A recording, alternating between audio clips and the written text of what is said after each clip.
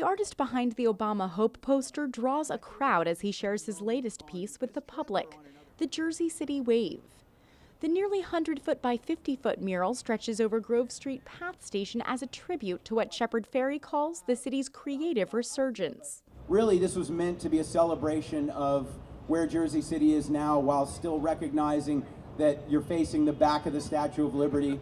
You're underdogs, you do it on your own terms, and you rock it anyway. Fairey was brought to the city by Mayor Steve Fulop and art company Manna Contemporary. The project was primarily funded by a local development company.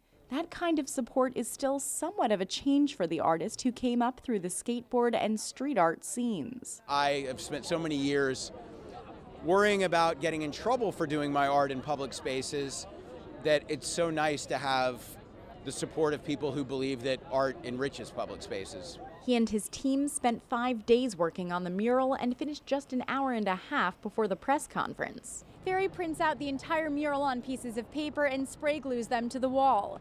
He then cuts out elements, removes those pieces of paper, and paints, with the help of 3 assistants. Art is something that people benefit from. It starts conversations. It gets molecules colliding. It gets brains moving. The power an image can have is something Fairey knows well. When I made the Hope poster, I did it as a grassroots endeavor. I thought, I'm a street artist who's been very critical frequently of government policy. There's no way that Obama's campaign will think that I'm anything but toxic. To his surprise, the Obama camp's reaction was quite the opposite. They asked Fairey to create more illustrations. I'm Shepard Fairey.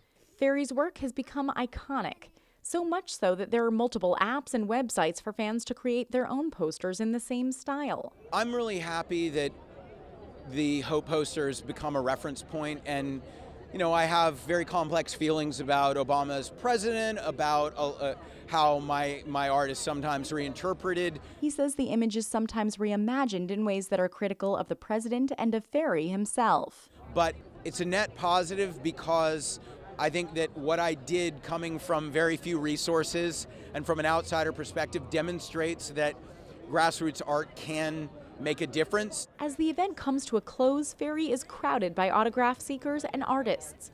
He says he hopes his work empowers them to push themselves creatively, and that it opens doors for their work to make a difference. In Jersey City, I'm Maddie Orton, NJTV News.